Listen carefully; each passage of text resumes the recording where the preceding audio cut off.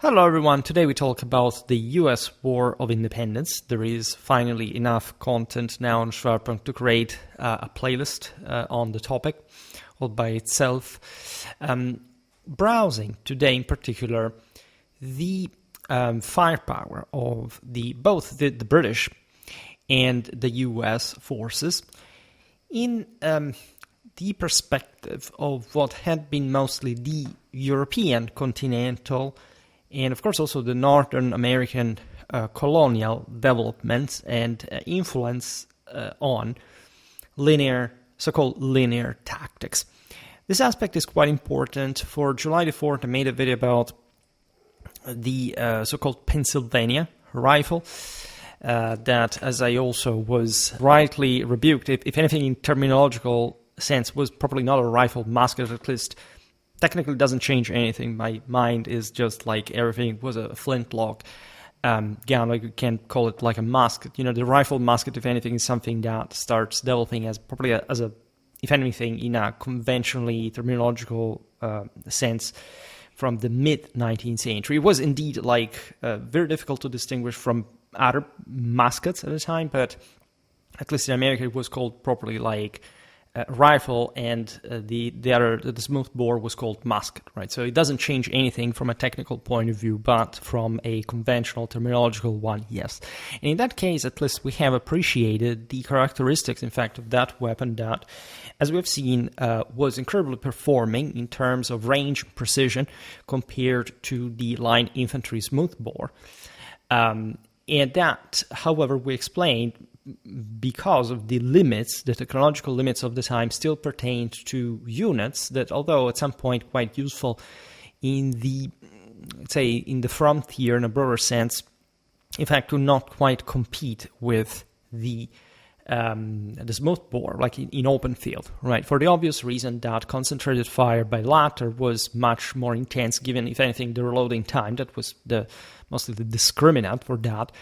Rifled fusils, but again, here we can't enter in other erratic definitions, but you know what I'm talking about, because actually musket is not even technically correct. If we want to be extremely proper from an etymological point of view, fusel would be the proper term. If anything, in the Anglo-Saxon vocabulary, in fact, was used musket, but you see, I'm not fussy about either issues as long as you know what that is as a weapon to begin with, right? And so there is almost, I hate to call it, say, common imaginary perspective, right? But this sort of widespread perception and or at least depiction, which obviously is very founded and also sensible within, especially the U.S.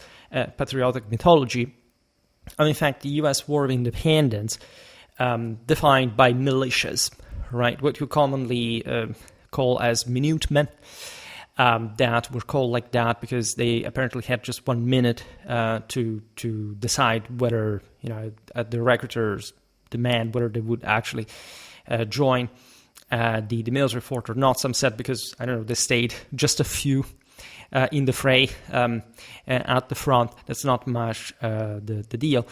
But in any sense, in fact, equally portraying this sort of behind stone walls, trees, and fences kind of warfare, taking shots at in this more dispersed and uncatchable fashion at the tightly formed lines of British redcoats. There's been a famous sort of viral AI video that has been circulating in the last weeks on YouTube that was showing in an ironical way the average redcoat experience during the revolution, saying, we arrived here, it should be easy to destroy these guys. And then at some point they're all ambushed. They say, I can't see what they're shooting from, whatever. And so that is exactly the meme that many people have in mind when saying, for many reasons, that, again, not just in that case, like the more so-called conventional forces were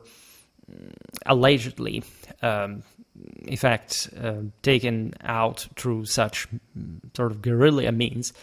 but that in fact, again, the rebels always triumph against the evil empire, right? And then there is the sense of Star Wars vibe behind, again, any constitutives, or there is a reason that stuff came up in the 1970s, why it's essentially a feministic fantasy, or at least fantasy is mostly like a female-minded thing, etc., and instead, strategy is really another thing.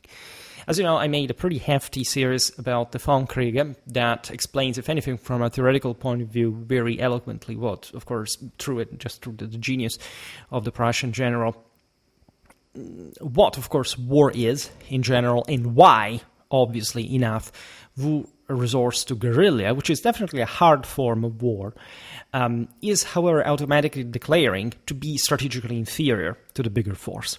Not just because having any chance to stand their ground in open field, they would take that, but because in fact in that moment they had to resort to controlling worse terrain, rougher terrain, which is historically associated with less developed areas, less productive, valleys, agricultural lands, where normally cities, in fact, through the surrounding countryside surplus emerge, etc. And so we know very well that also the same U.S. War of Independence was not fought like the French and Indian War had been fought on the frontier with, in that case, given the terrain and given the various parts, European settlement and the wide distances, of course, it was really constituted by hit and raid strategy and tactics. I made a video about that, by the way, if you're interested.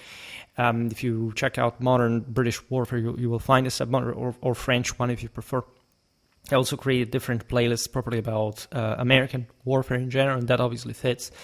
But rather like the recent 7 Years' War in the Old World, right? And more or less, as we'll see now, following, in fact, the pattern of mostly those conventional European warfare that was also obviously mirrored by the fact that the great success of the English colonies historically, civilizationally, culturally, was due to the fact that New England looks pretty darn much like Europe, right? Both in terms of landscape, of weather, and in fact, you have a United States Congress immediately, of course, needing to establish Continental Army through all available resources to fight in obviously a conventional fashion, not in an irregular guerrilla style, against one of the strongest armies in the world at the time. Right? There is a bit, I must say, an American vibe that overly stresses the fact that the British were kicking everybody's ass. Of course, the British were a hell of a military, and I'm actually feel very guilty not to have covered more British warfare, especially during the 18th and 19th century, because I actually love it and it's beautiful. But we should also point out that indeed the difficulties of fighting a bit across the world were deeply felt. In the same U.S. War of Independence was indeed proven that, not much because of, and that may be painful to hear, much of American resistance, but mostly because of all the strategical, not much just logistical constraints fighting across the Atlantic, especially with, powerful navies such as the French and one or other, of Spanish, Dutch, and so on, fighting against the British. All right. But that, of course, doesn't take away the fact that in order to win, the Americans had to employ regular forces in the typical sort of, you could say, symmetrical fashion, at least trying to gap the asymmetry that always defines warfare, as much at least as the American were from the lower end of the leverage, so to say. So in this video, we will present in part, naturally we will make lots of videos about the U.S. War of Independence. I personally once researched the Battle of Manhattan. I really love the entire picture. And it's really important to describe a lot of things going on, also in European doctrine of firepower, for that matter. Today, we just browse and mostly like the British kind of, the British perspective on this, especially coming from war, not just the 7 Years' War that naturally the British had partly fought together with the American colonists. But obviously the encounters that had taken place also in the previous decades against the French, that up until the 7 Years' War, where they really had big problems, were in fact superior to since the Battle of Fontenoy. Right? Then I made other videos explaining various reforms occurring after the 7 Years' War, so that by the time of the U.S. War of Independence, the French standards, as you know, were pretty high, and in fact was proven also with with Lafayette's interventions, not just in fact, as we said before, the oceanic warfare, but properly French land forces supporting the United States, the nascent United States. So the U.S. War of American Independence, therefore, more closely mirrors, if we were to make a comparison, even probably the thickly muscular battles of not even just the French or the British, but probably of the German campaigns of the 7 Years' War. Right? I made a video about the Battle of Bergen, for that matter, where you can see at least some of the more western side of the story. But here we're talking properly the struggles of Frederick the Great with against mostly the Austrians, the Russians. That definitely mirror the level of clashes and attritional warfare that you can see also in the pretty, as you know, convoluted and almost chaotic theater of the American colonies. I also made a video about how less than a century afterwardly, the U.S. forces had, by that point, heavily lagged behind, especially in terms of mass society, military development compared to the Europeans. At this point in history, there isn't much that gap. Surely the American colonies are young and they don't have quite the same means, of course, of the British. But at the same time, from a doctrinal, tactical point of view, we're looking at a comparable clash. Also, for the actually pretty good British capacity in fielding equally effective skirmishing forces compared to the Americans. So again, what we said for the Pennsylvania Kentucky rifle is something that we must always think. First of all, there were Americans fighting for the British, as you know, but those were weapons that had developed in the frontier, where the British had fought themselves.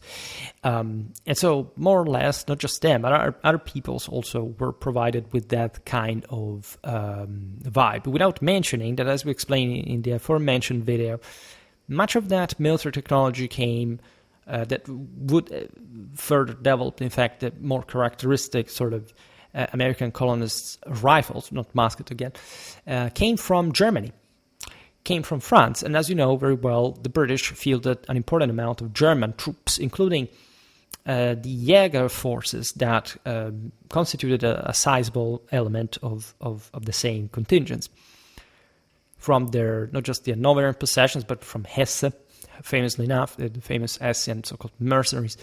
We'll talk more about those kind of peoples, because as you know, the Germans, this was have that kind of tradition at some point, multiple times actually of European history. Besides, if you're interested in the further development of these skirmishing tactics, you can watch that video that I made about the Napoleonic era ones, where, as you know, especially the British, for everyone was passionate with sharp, right? I liked Hornblower more. I liked the name more, let's say, of course, reflects that kind of tradition that had already been developed by the British in the previous generations as well.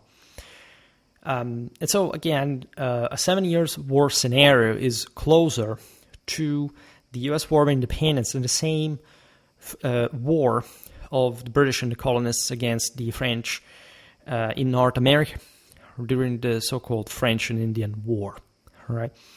And this is kind of obvious. Again, it's not a matter of military culture, it's just a matter of strategy. That's what they needed to do at the time in that circumstance. And as you know, again, Western warfare was pretty much, aside from this colonial sort of shades, essentially homogeneous with one another. Europeans, Westerners in general, fought more or less in the same identical way. So when we look at the U.S. War of Independence, both sides, and we will see how varied they were, also internationally speaking, primarily used the flintlock musket, of course, and the ability to field disciplined units capable of delivering maximum firepower was fundamental in the outcome of battles. It shouldn't be that simplistic, meaning that, yes, we just said that Western warfare was very homogeneous, but it's not just firepower that actually dictates in that level of symmetry that literally won things. Like some of the most basic strategic complexes, maneuver warfare, reserves, flank attacks were always there. So you can't really approximate modern warfare to a clash between gunnery per se, even though that was the most important arm. It's always about combined arms, first of all, but it's also about an important asymmetry, as we'll see now, also due to the necessary innovations that a particular theater required, especially dictated by the enemy. Again, don't think it's an environmental thing per se, nor actually, again, more skirmishing kind of, say, especially guerrilla tactics are as relevant as the more conventional linear, so-called linear ones, right? I made multiple videos on these topics if you're interested. The Prussian army, and so we'll come back on that because there is really a lot to say about this. The standard British Brown Bess musket with a .75 caliber barrel was complemented by American adaptations, such as the aforementioned Pennsylvania rifle that I dedicated an entire video to, which offered greater accuracy at longer ranges but required longer reloading times, impacting its use in rapid-fire engagements. That's what fundamentally dictated the thing. That was all an experience of battle that the doctrine fundamentally prepared troops for just by intensely and crazily shooting and reloading to a point where also the orderly alternation of volleys was completely lost. In fact, in the first ones in the process, simply because it was just a crazy moment, full of adrenaline, of blood, of incredible noises. You didn't see anything of what we were shooting at. You just had a broader idea. You could see at most like the flashes of musketry fire in the midst to some degree. And that was actually in that clumsy and disorderly fashion how battles were really fought, because essentially those who in that sort of crazed frenzy almost that they had, however, been heavily trained to mechanically repeat, and this was something that say the shot elements and spike and shot times had all, and even before, arguably, we will see this better in other videos about rank fire, for example, that already existed at the time of crossbowmen, for example, was just a matter of, again, who lost that kind of order. Before, there was also, there are these scenes of Fontenoy where both sides allegedly, invited courteously, feudally, no aristocratically, the other side to shoot first. And some say that was a doctrinal issue, such as essentially disordering the enemy ranks first and then coming closer, even taking some losses, but not disordering your own ranks through that crazy fire, so that you could actually gain some advantage, paradoxically, in that compaction at closer range. This is a bit, servillotic as an idea, but if you're interested in that type of warfare, I made a video about both Maurice de Saxe, which now we will partly recall because of the Battle of Fontenoy, of course, but also about the Battle of Fontenoy in the video about the Mousquetaires de la Maison du Roi, right? And that Fontenoy was one of the largest bloodbaths in the 18th century. It was really a carnage, especially for the British.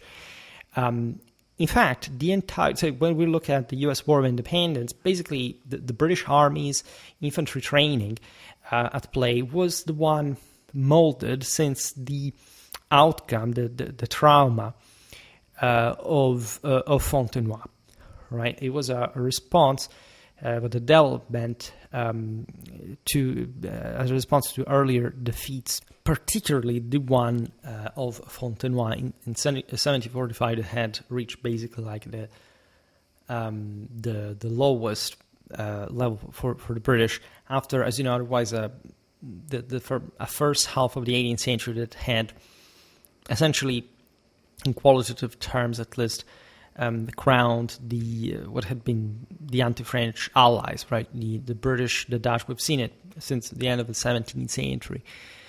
Even though the French had been really the path openers, and just France has always this kind of issues, like getting beaten and needing to reform the bigger system, and then, however, having these higher peaks of really high military culture, like the one that we would experience during the U.S. War of Independence. 1745, the Battle of Fontenoy was, as I explained, especially in the video about Maurice de Saxe, part of the War of the Austrian Succession. You know, there were all these kind of, there's this Polish one, there's a lot of stuff going on. They're all intertwined in Europe, right? And they belong to different, there are clashes that belong to different wars at the same time, right? In any case, Fontenoy again stands out, really, as the French inflicted a severe defeat on the British-led Pragmatic Army.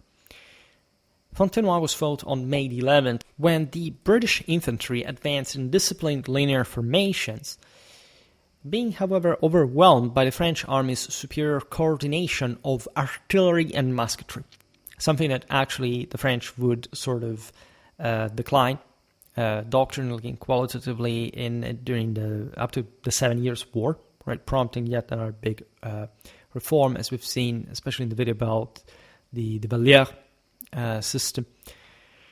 The French, in that occasion, under the Marshal of France, Maurice de Saxe, deployed 54,000 troops, including 27 battalions of infantry and 17 squadrons of cavalry. There was an incredibly brutal nightly clash as well. And never think, again, the 18th century, and still, especially at this point, just witnessed like purely, sort of exquisitely infantry clashes per se. No, it was always a very sophisticated combined arms system where still the nobility, and this were also high points paradoxically in the contrast now between, we've seen it for the musketeers, the cost benefits disadvantage that would prompt like some further modernization in the system. But there are still episodes of incredible chivalry at this point. Against the 50,000 strong Allied force. These were big armies for the time. And in spite of the fact that, again, at the beginning of the 18th century had been a bit of a peak during the War of the Spanish Succession, essentially European armies had begun to rationalize a bit and increasing, if anything, the quality. And so, therefore, the doctrinal approach of the war. And surely I'm missing so many other important points that I would like to stress. Nevertheless, the moral of the story is that the Allies suffered heavy losses, approximately 7,000 casualties, including 4,000 from the British contingent, due to the French tactic of holding fire until the British were within 30 yards, unleashing devastating volleys from their 70,000 muskets and 80 cannons, followed by a disciplined bayonet charge as well. That tells you also how cold steel was a thing. Ah, yes, the thing that was pointed out, as we've seen well also in the video about the Prussian army of Frederick the Great. And actually even more in that video about the development of linear tactics is that even though we sort of iconically attach linear tactics to 18th century warfare at large, as if, again, not even just in the stereotype kind of fantassin, perfectly orderly line and kind of, makeup and this almost effeminated way of looking, which actually displayed massive balls in ways that we can't even try to summarize here, didn't actually develop fully until, in fact, the same 7 Years' War, right? This aspect is particularly important, as up to that point, actually different. First of all, there was always a very strong doctrinal debate, even up to the end of the let's say 18th century, and even beyond. Always as an option was always there: column or line, right? The line would win, even for sort of kind of obvious reasons, right? The deployment of firepower, the possibility of just spending that, which with a column you can't quite immediately do, or at least you can do in a narrow way, just in some sector by channeling that column in some section of the enemy line, but being unable to redeploy for, in that sense, outflanking the enemy in different ways. Just incredibly disciplined armies like Frederick the Great could achieve that, but still, in fact, using the so-called oblique order by having the entire line firing, instead of catching the enemy by, at least often, not always, by surprise, by managing to truly create that asymmetry that was devastating and sort of taking out piece by piece the enemy line. Naturally, things are much more complex and especially difficult to achieve in practice, and we'll talk more about the battles of the 7 Years' War in Silesia and whereabouts. However, it's important to stress that, in fact, there was still a lot of cold steel, like close quarter combat, and as you understand, even as we said before, the 30 yards, the musketeers' lines came pretty darn close to one another to have a strong effect, given also properly the musketry performance limits.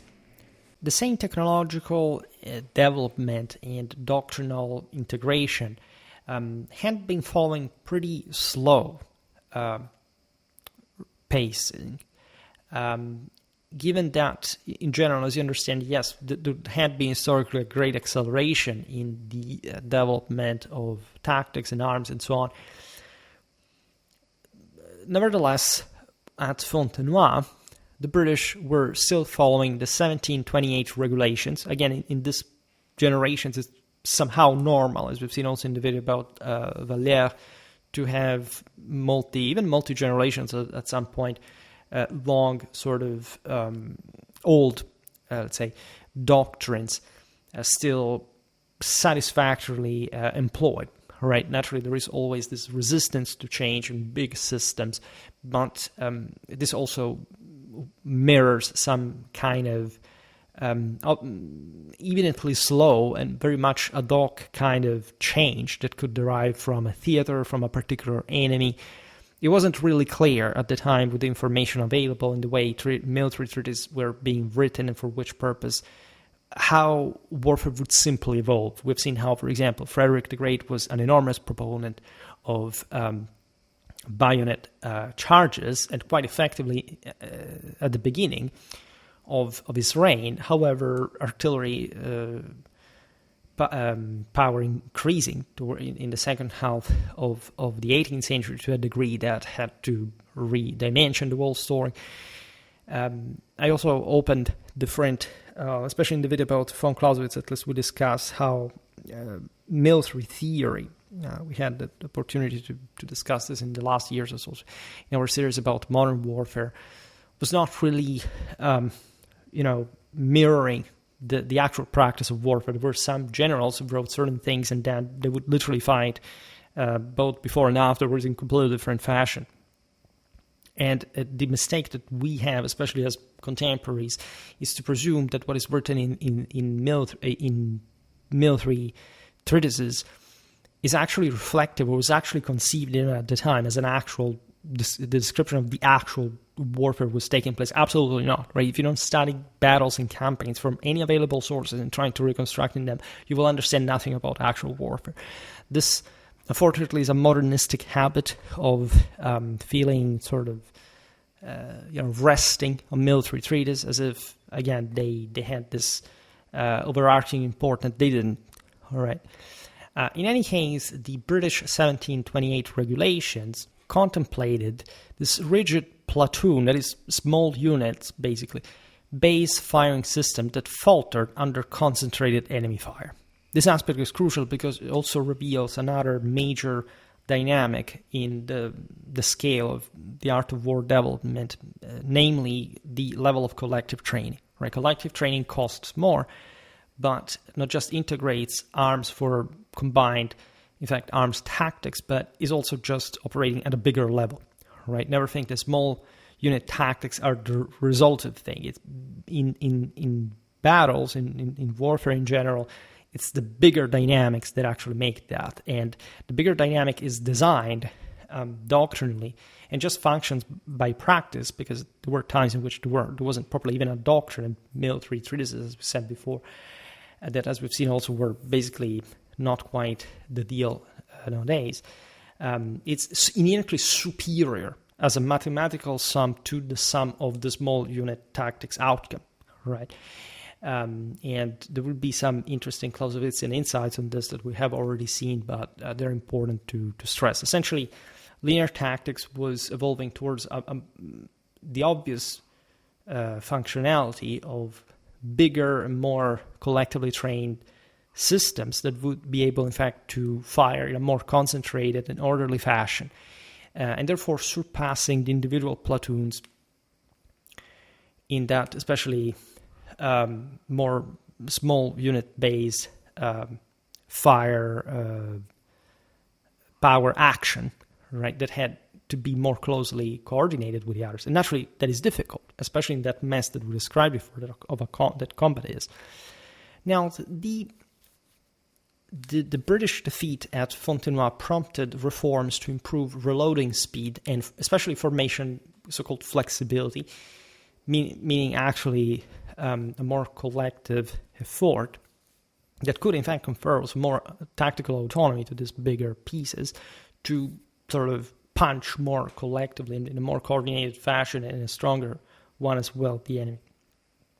This in fact led to updates in 1748 and 1764. Today we will talk a lot about William Howe, that, as you know, is a key figure, not just during the US War of Independence, but in the previous decades of British warfare. This guy would come to die of age just 1 year before Waterloo, right? Just for looking at the biographical arc of such very famous commander. Howe brought a wealth of experience to the American theater itself, and evidently managing to match the specific requirements of the same. Born in 1729, Howe joined the British Army in 1746, so at 17, and served as a junior officer during the War of Austrian Succession, including Fontenoy itself, where he witnessed firsthand the French tactical superiority. By 1759, during the 7 Years' War, he gained prominence leading light infantry at the Battle of Quebec. We have seen in the video about the British strategy of, if anything, in North America during the, in fact, most of the French and Indian War would be more or less overlapping chronologically with, in fact, the same 7 Years' War, where his bold ascent of the plains of Abraham's cliffs outflanked French defenses, securing a British victory, and or at least in the ensuing clash, right? That was pretty bloody because the respective commanders died. He wasn't really in charge of the war, but it already tells you of Howe's sort of strategic talent and also operational vision and that seemingly unassailable French Canadian position. Howe's service in the French and Indian War had definitely familiarized him with the Northern American terrain, emphasizing, as we noticed, the need for mobile, adaptable units. In 1761, Howe commanded troops at the amphibious assault on Belle-Île in Brittany, refining his skills in coordinating rapid, flexible operations, which he later applied in the colonies. Yet again, you can argue that the Belle-Île campaign was also on a pretty rough terrain. It had nothing to envy to the fact the North American one. Again, there's nothing inherently specific about that. It's mostly about the general, in fact, need of tactical, operational adaptation to sort of more difficult terrain in general that Howe experienced and overcame. This, let's say, this curriculum shaped, of course, Howe's emphasis on light infantry tactics tailored to North America's rugged landscapes. The core regulations that, as we were saying before, the core regulations established in 1728, which had guided operations at Fontenoy in 1745, or at least with a better outcome at Culloden Moor in 1746, were updated by the British in 1748 and 1764. Right, so we see relatively just after these this wars in the mid 40s and at the end of after the 7 Years' War, right, which also had put a strain on the British as well. Again, as we've seen, the North American theater had been quite intense. We'll have to pass to India because we lacked that. Now, the organization of battalion fire, previously split among 15 platoons, was streamlined into 4 companies, improving officers' ability to manage loading procedures and the rhythm of musket salvos. So in other words, they had compacted the platoons into bigger units that would be directed naturally with some improvement in command and in training that could more orderly coordinate larger amounts of firepower as opposed to all the platoons basically standing on their own in the line, which was naturally complicated also to maintain. We've seen it in the video about the Prussian army, how sort of difficult it was, obviously, for a linear formation to remain aligned. That was also the overall limit in training. And even more so when you had to, obviously, to advance to begin with, but especially under enemy fire, and being able at that point to resume that kind of fire. So this is, at some point, as we've seen, also at close range. So it was very, very difficult. And that gives you the dimension also of the civilizational increase through linear warfare, even the general history of the art of war. Relevant manuals from this era you can check out are Exercises for the Horse, Dragoons, and Foot Sources, Dublin 1728. This is, again, the first regulations. Then the Soldier's Pocket Companion, or the Manual Exercise of Our British Foot, London 1746. A Plan of Discipline composed for the use of the militia of the County of Norfolk, London 1759. The Manual Exercise as ordered by His Majesty in 1764, together with plans and explanations of the method generally practiced at reviews and field days, London 1764. And you have, interestingly enough, in 1767, a new printed regulation being issued, this time also translated for the Hanoverian troops and other German-speaking, for example, Hessian mercenary regiments, Exerzice wie solche vor seiner königliche Majestät von Großbritannien für allerhöchst deutsche Infanterieregimenter approbiert und zu exerzieren befohlen worden. Hanover 1767. This is interesting because, by the way, even the myth of the red coat as such is just that there were very differently colored coats, not just among the British, but also all these kind of auxiliary forces brought also across the Atlantic.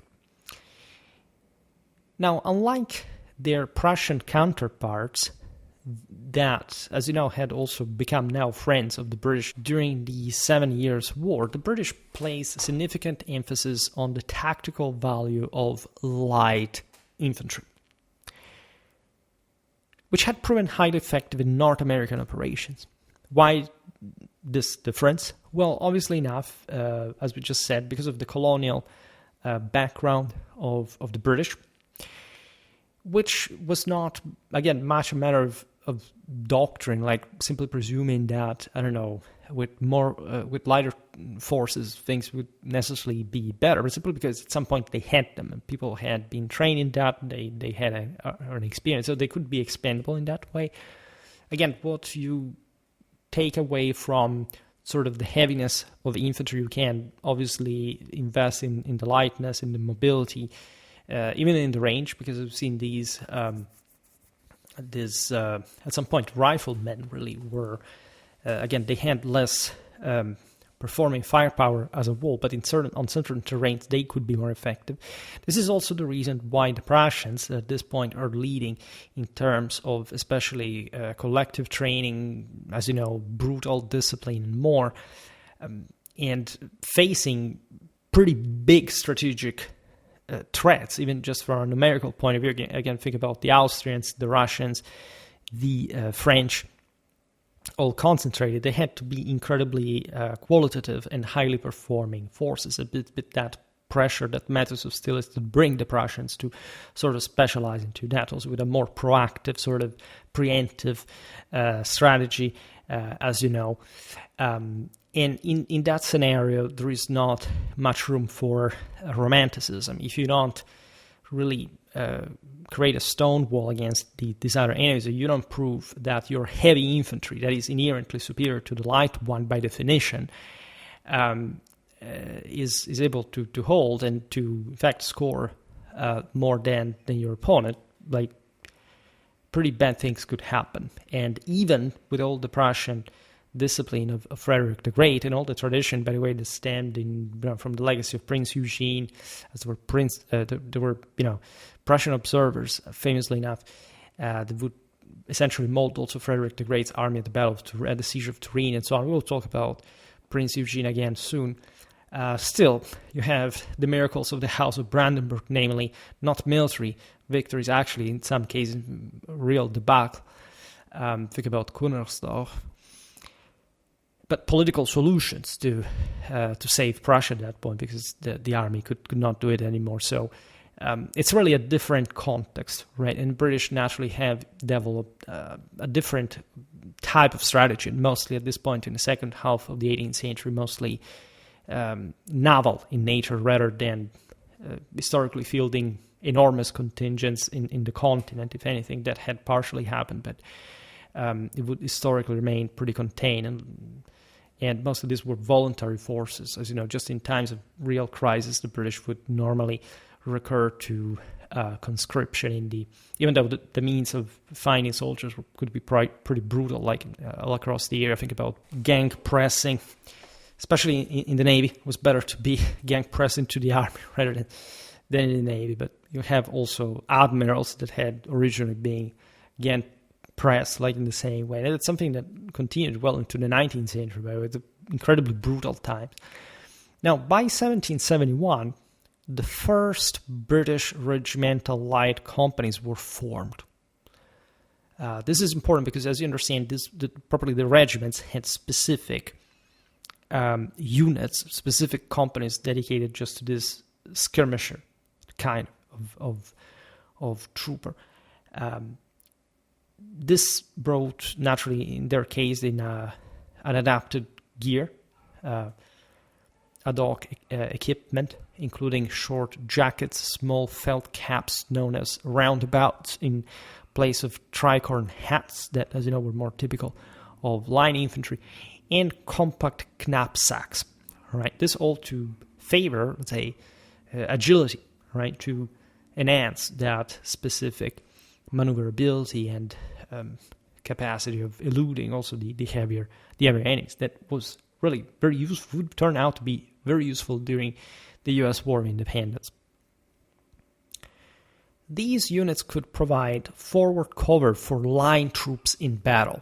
This is very important when, again, you think about the Americans trying to not necessarily ambush the British, but say creating this various layers of screening, of skirmishing to sort of attrition the heavier lines that had necessarily to remain compact and couldn't simply be opened or closed at will, paying, of course, the loss of order that was so crucial to eventually wipe out any enemy resistance at closer range, even though the Americans could also entrench themselves pretty well, famously enough, we will see now.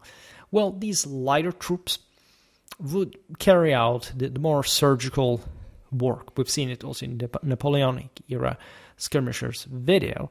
The skirmishers had lots of advantages. They could not really cope with heavy infantry in normal circumstances, but they were functional. They exploited the new rifle technologies, and they could, in more difficult terrain, especially creating certain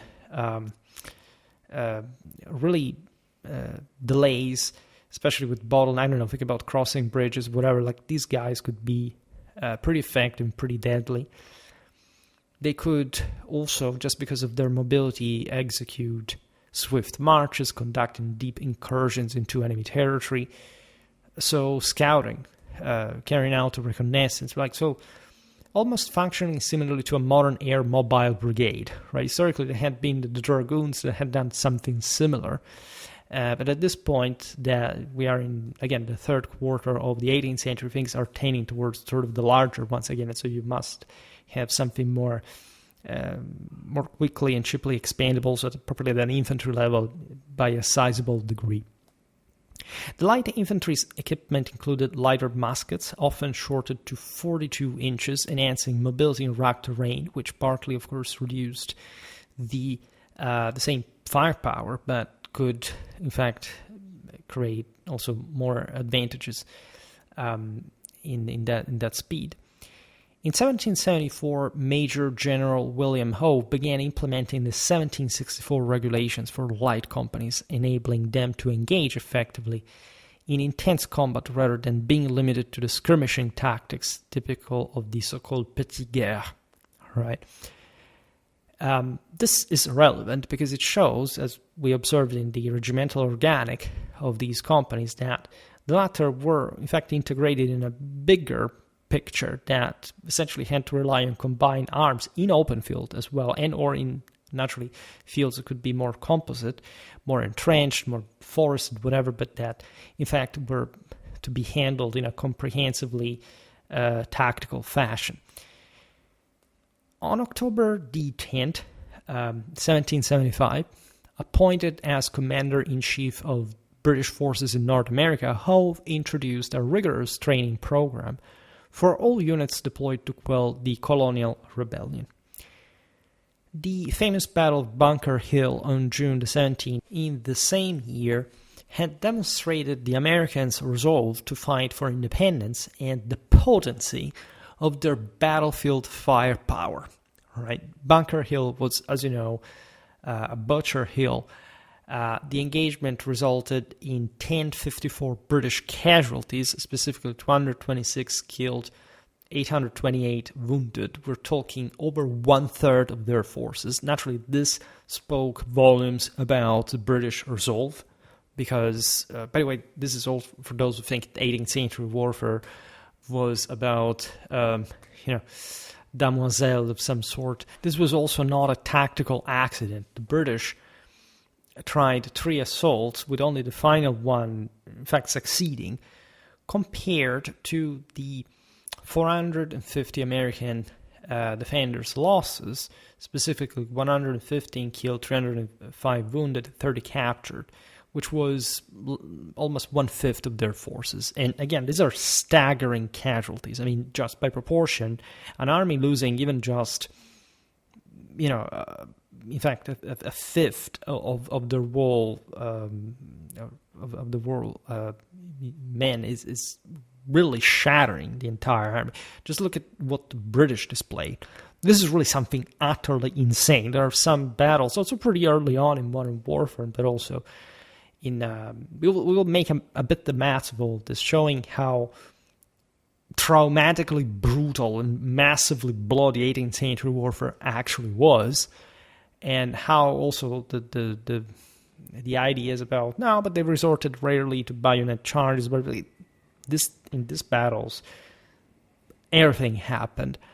They were much messier also than usually, like all the geometrical ideal principles that sometimes we, if anything, attach to Enlightenment era warfare, not really the commanders that actually witnessed it at the time to write it in their military theories. Notably, the British forces, numbering around 3,000, faced approximately 2,800 rebel militiamen at Bunker Hill. Obviously, the defenders were in a fortified position, resulting in a force ratio of de facto 1-to-1, which was far below the 7-to-1 considered advantageous for attackers in 18th century military doctrine. This is really crucial because today we think it's mostly 3-to-1, right? When Schwerpunkt was, addressing sort of the press during Desert Storm, I remember it was always a general reflection on this kind of stuff. And that's, the terms you throw in at that point. But there is probably a doctrinal reason for this, because naturally in the age of mechanized warfare, increased firepower, everything is sort of more mobile. It's technically, if you read von Clausewitz, that basically also writes about this times in the past generations, he was observing that in fact the 3-to-1 was actually the most obvious. But say obviously in siege warfare things were a bit different. And remember that I will make a video also about this. The decline of fortresses is actually pretty slow, right? It does happen exactly around this time, but it's not so sudden. And heavily fortified entrenched positions, especially in circumstances where you don't even have these huge armies like here, as we've seen, they're just basically a few thousand men per side, naturally are more imposing. Even just like terrain is more relevant if the smaller the force is. The Battle of Bunker Hill highlighted the effectiveness of American entrenchments constructed with earthworks and gabions, which absorbed British artillery fire and prolonged the engagement to that bloody degree. Howe aimed to leverage terrain advantages to counter enemy fire. Obviously enough, he trained each infantry battalion, because he had learned from this experience, that, as you know, is the one with which the war began. Aside from Lexington, Concord, those were the bigger, say, the initial bigger battles, but this showed also what kind of entrenched kind of resolve the same Americans really had towards their own country, obviously. So Howe trained each infantry battalion to operate in 2 ranks rather than the standard 3, which was already, in fact, the norm in so-called linear warfare, and divided the same battalions into 2 units. One position forward, fighting in 2 ranks, as we've just said, to optimize firepower, and a reserve unit formed in a denser 3 or 4 rank formation prepared for rapid assaults. What was the point of this? Well, these half battalions that are also, as we've seen, they have a different distribution within, because they have the same width but a different depth, supported each other, because namely, again, they stemmed from the same battalion, a single battalion from the standard organic. You have these guys in the front that have to mostly skirmish, they have to engage into an optimal fashion against the enemy firepower. That was not as grandiose as we've seen the British one in open field, but was, if anything, pernicious against these more entrenched positions, like it had been showed at Bunker Hill, and essentially a reserve unit formed in a denser 3 or 4 rank formation that had to speed up whenever a part of the enemy line faltered, and so acting in a more resolutely and orderly, effective way, studying the situation from this. And naturally, this was not easy to control. But again, the British had very high military standards, and of course, they were well put in order to achieve this mutual support, depending naturally also on the action. Again, none of this was fully standardized in the whole, in any single engagement of the U.S. War of Independence. Things also changed during the same. Nevertheless, Howe's approach marked a significant departure from the doctrine employed by the contemporary commanders in the Old World. His formations mitigated enemy firepower by replacing a single infantry line with a light infantry screen backed by solid assault units ready to exploit weakness in the enemy's lines. So you have basically this first skirmishers, mostly, again, light infantrymen. And remember that also the relative performance of these guns could vary. They weren't equipped all necessarily in the same way also in the moment, right? Nevertheless, the arms distribution was to fit also this progressed training that had been developed ad hoc, given that, as we've seen, there were regimental companies of light infantry exactly for this purpose that had, as we've seen, just been a bit of a relic from the colonies, from North American frontier warfare, and sort of served the whole point, fighting, in fact, against American armies that were structured in a relatively, at least, similar way, but with none of the discipline of the British, by the way. And then you had this other sort of more like assault troops that were, the ones really opting for a more head-down approach against particular sections of the enemy line. Naturally, this could happen in grand style with, a softening up of the enemy resistance, and with the skirmishers, and then sending in like the assault of the second line, these half battalions, and that would also be a thing. Because, remember, the light infantryman is cheaper and so less valuable than the heavy infantryman, right? That, however, must be, and this is historically the case, we've seen it, for the Roman legions, like what were all those auxiliaries doing out there? Were lighter, they were doing the same exact thing in this sense, preparing the way to the steamrollers, all right, to the heavies for the smash and assault. It was really typical also in siege warfare historically. Think about the grenadiers, all right? That was the heaviest infantry, not just the one provided with, of course, also more firepower. That technically was the same thing, but there are also more sort of hand-to-hand fighting aspects of the same.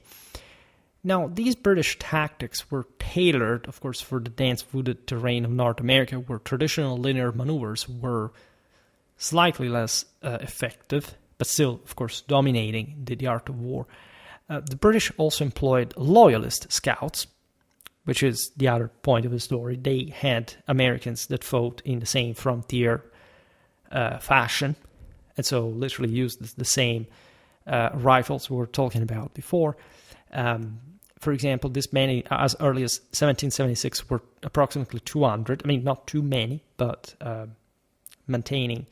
In fact, you don't need too many scouts, but as we've seen also, Morgan's riflemen, there weren't too many. The importance is how you use them and what kind of effect you could carry out. Like this could be not just a reconnaissance unit, but one you could carry out flank attacks, for example, in a crossing sort of heavily wooded or broken terrain, popping up on the flank of the enemy. And remember, the Continentals are themselves fighting as the Europeans, right, in the fully linear fashion in open field and everything. That was the most important part of the U.S. Army, obviously enough. These scouts would gather intelligence on rebel movements, enhancing the effectiveness of these maneuvers. By May the 14th, 1776, after this training phase, British grenadiers and light infantry companies were organized into specialized battalions, which were heavily relied upon on the basis of the new tactics. The British Army of 1776 was actually an exceptionally well-prepared one for the North American theater. Thus, it's a complete myth that the British were somehow surprised by American tactics and or couldn't simply cope with them. Yes, there were instances in which indeed they had to cope with an enemy that was sort of more reliant, especially in certain circumstances, in particular tactics. It's not like the British in the depths of the Appalachians, etc., were particularly fortunate, but those were secondary, minor circumstances at large, and hopefully, again, I will make more videos about this.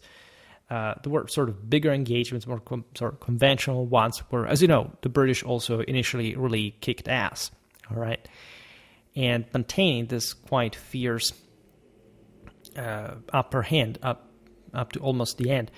So the offensive campaign against the colonists was pretty much well sustained.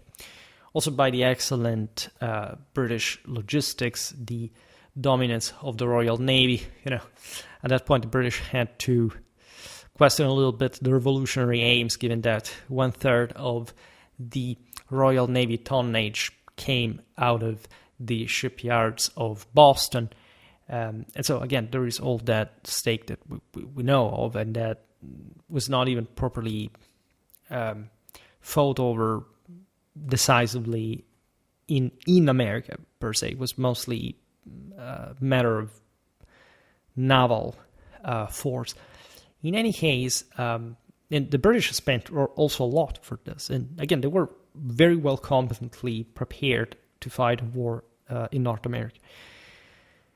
The war, in this case, also showcased the success, in particular, of Howe's tactics in the critical role of light units. So this guy was really a tactically competent individual. He had a great deal of strategic insight, and he managed to essentially adequately prepare the British for the U.S. Revolutionary War through the expectation to some degree this could come handy in these circumstances. Also because, as you know, after the 7 Years' War, tensions with the same colonies had been increasing. So there was all a political background, and we're not going to digress on how Howe personally would have conceived this, but it's relevant to stress how adequate the British were. Also when fighting in America. Besides, the Hessian Jäger Corps. So the Jäger, as you know, what means hunters, right? So it's a type eventually of almost like the chasseur. It's this different European terms in various languages that refer to that kind of skirmishing force, led by Captain Johan Ewald, stood out in particular, influencing similar units across Europe as well, right? Ewald recognized the challenges of commanding an entire formation in open order combat.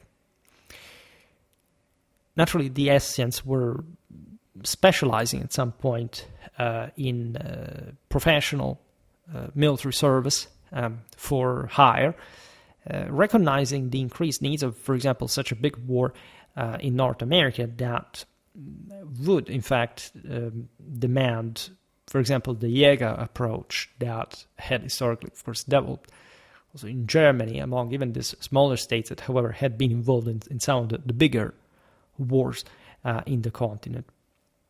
Upon arriving in the West Indies in 1777, Ewald led 5-foot companies and one mounted one, totaling about 500 men, but preferred to operate with a single company of roughly 80 men to maintain control in battle. So we're looking at pretty small units, which definitely fit also the broader organic scale of the habitual U.S. Revolutionary War engagement.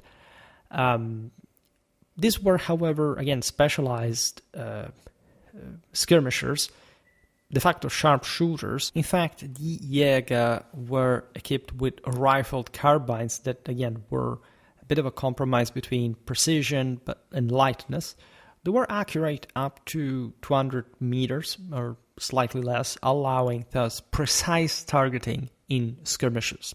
All right. Ewald authored, by the way, a tactical manual of his own for such light troops, and it's the Belerungen über den Krieg, besonders über den kleinen Krieg, so the Petite Guerre, durch Beispiele großer Helden und kluger und tapferer Männer, right? Which is actually this is destined to this kind of the nobleman is also the wiser and the braver of men, which is a quite interesting way of phrasing this.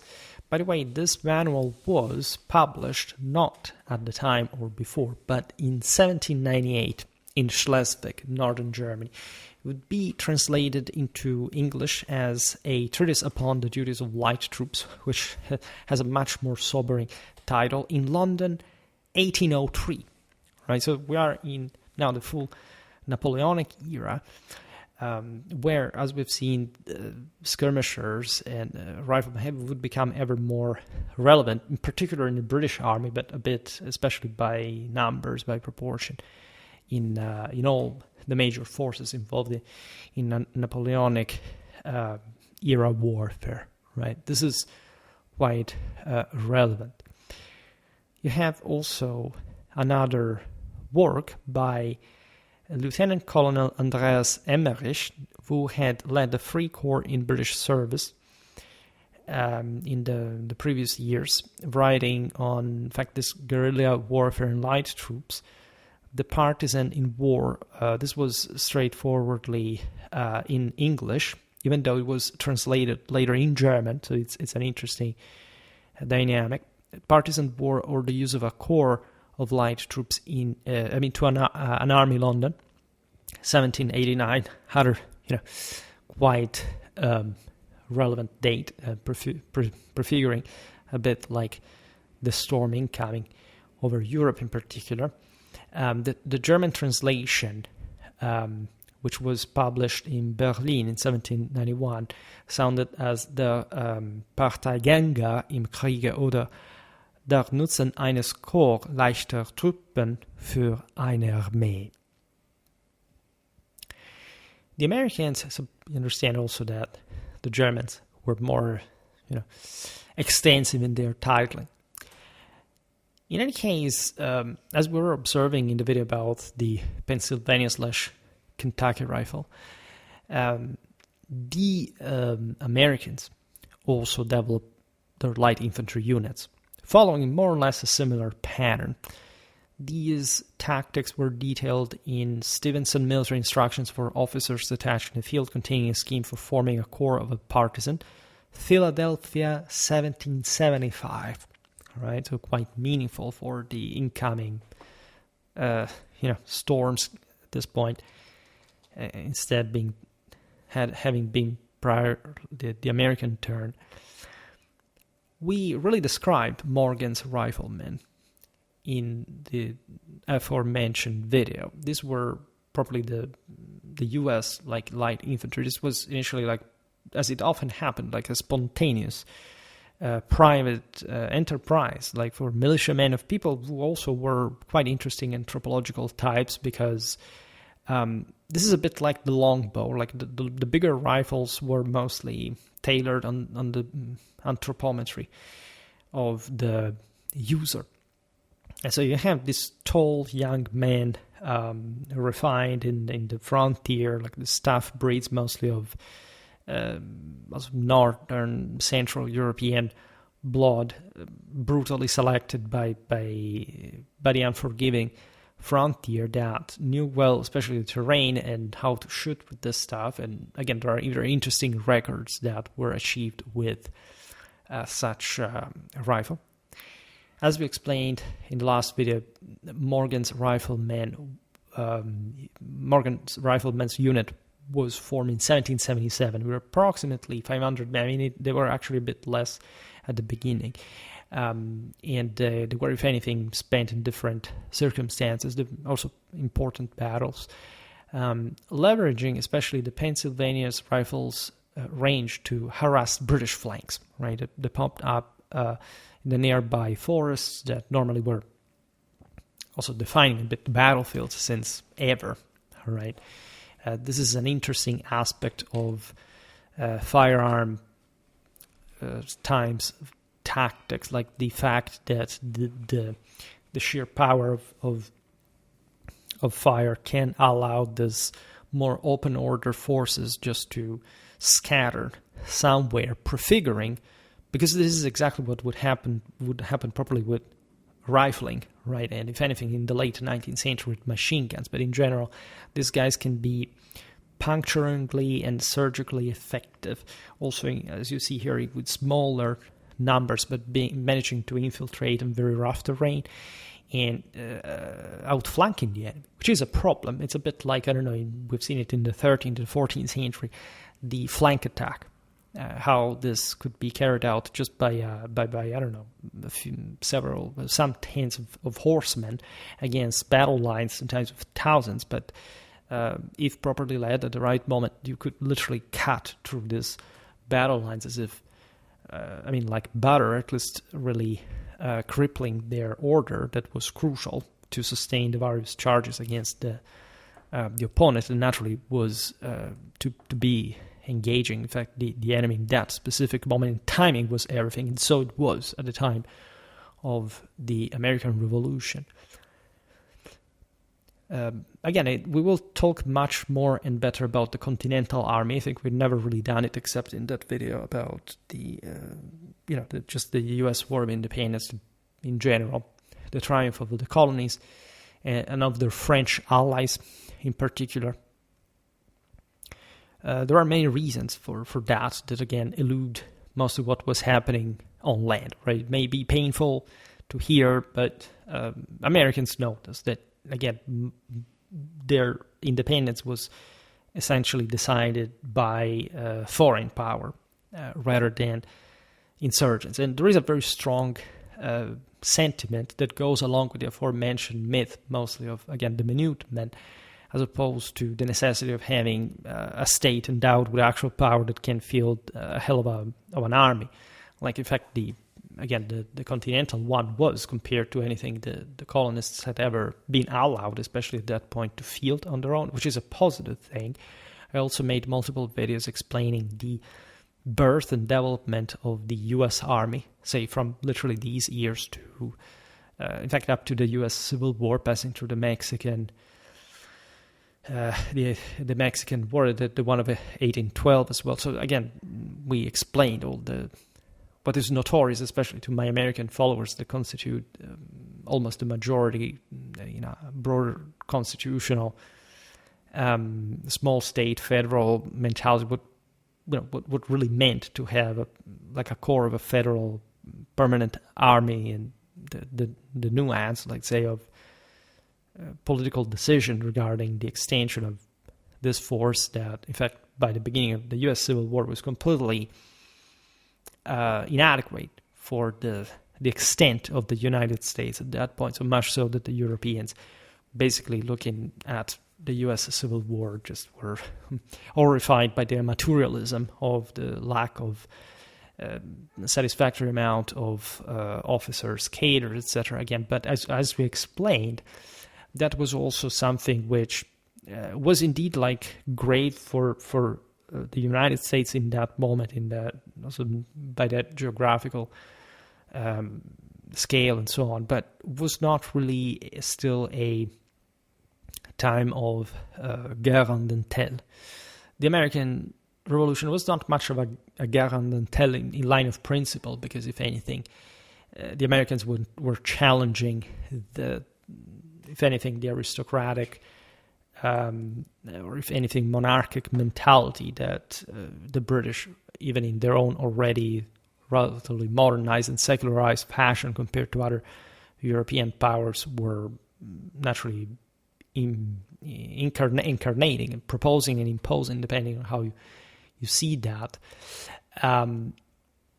nevertheless, it was in fact a smaller type of warfare. This is notorious. I mean, it was smaller for everyone. You have really to wait for revolutionary France and its mass army for things to really escalate. And so what the way, let's say, the Americans were fighting during their War of Independence was largely conventional and scholarly adequate also to cope with the British, regardless of the latter's qualitative superiority. Right? They were of the same mold. Hell, I mean, they were basically almost the same people, right? So the question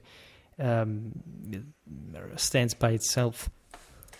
The matter was very big in the broader picture, maintaining an army 4,800 kilometers from British ports without control of the seas, or at least with a challenge. Control of the seas proved an impossible task. Doesn't matter how qualitative the Royal Navy was. Again, it was against multiple navies and also armies partly. You know, there are interesting, for example, Spanish incursions, as we've seen also in North America at this point, supporting the revolution. And despite increasing troop numbers from 48,000 in 1775 to 110,000 by 1783, and efforts to transport men and supplies, which naturally were escalating and truly escalating exponentially, because, as you know, the bigger in proportion, the higher the cost. Let's say, not even 1/3 of British forces reached North America. The French Navy's blockade, particularly after the 1781 Battle of the Chesapeake, where 24 French ships prevented British reinforcement of Yorktown, was critical to this outcome. On September 11, 1777, as Frederick the Great's offensive in Bohemia faltered against Austrian fortifications, something that, again, we will have to carefully look at, Howe's light infantry successfully seized the hills of Birmingham Meeting House, effectively demonstrating the efficacy of these innovative combat tactics. Think about that. We made the comparison between the British and the Prussians. Of course, these are both sort of different circumstances, but they're not less challenging. Also, by scale, they're a little different, but you can see, and in fact, like, you can argue that Frederick II would have not really necessarily succeeded with more skirmishers in that circumstance, but still, like, at least the tactical flexibility, the infiltration capacity, the sort of overall terrain difficulties that the British had to meet with were actually, crowned by at least this important success early in the war, regardless of the ultimate end. And that battle saw the deployment of only 1,200 light infantrymen that in less than 2 hours basically overwhelmed with the rapid pace the U.S. defenses, showing how, again, also the latter was not merely characterized by some, again, American guerrilla fighter against the sort of stern, stubbornly ordered redcoats marching against, entrenchments without flinching, right? That's not it. That's not how wars are fought to begin with. In general, you lose the civilizational quality of the American army at that point. In no war you have sort of tendentially populistic. Of course, it's obvious, say, just by instinct, by lower instinct, of course, to feel this direct sympathy towards, again, the individual guy that does things and, thinks he can win simply against, bigger but dumber enemy of some sort. If anything, it's the other way around, right? And whenever also David, as it often does, wins against Goliath, it's never because the odds are actually so disproportionate, right? Or they're never quite in the way they really seem once you actually decline that David and Goliath in actual polity, military, and society, and the relative stakes and over which they're fighting, right? So most people have mostly this issue, right? They don't understand that single factors alone are not the matter. And even if they were, they change, or at least if they were the most important, it's not always the same, and it's still in relative terms. And so it's always all more complicated than it seems in ways that are kind of obvious to point out, if anything, if you are habituated to, military historical analysis and inquiry, but that are otherwise a bit more, difficult to accept for ideological reasons by people who at large would like just to have some sort of easy way out from any explanation, from any reflection or whatever. So that is, to me, one of the greatest issues, if anything. And I think this is not a particularly helpful attitude towards that kind of topic that is that serious and requires that greater understanding. We mention again different scenarios here. Again, I have we'll talk about the Battle of Culloden Moor, for example, just to give a bit more of British background to the war, because there are very interesting things happening in Britain still. In fact, up to that point, the old Wars of the Three Reigns are something that, of course, have a legacy and a continuity that is actually, again, very interesting and not islander, sort of provincial to study. We have here, I see how much about 18th century history. It's mostly warfare, but not all. Well, this is the 33rd video. Well, it starts being something overall. I have more stuff incoming on that. I see in the last year I made probably like 1/3 of the wall playlist, which is good because we slightly increased a bit that proportion, that quantity, and again, it's relevant to discuss all this in perspective. But we must increase this kind of focus and attention. For today, however, I stop it here. I just hope that you enjoyed this video. If you did, please share it. Otherwise, leave a like or subscribe to my channel if you're interested in my upcoming content. As always, I thank you heartily for listening to me. I wish you a nice time and see you next time. Bye.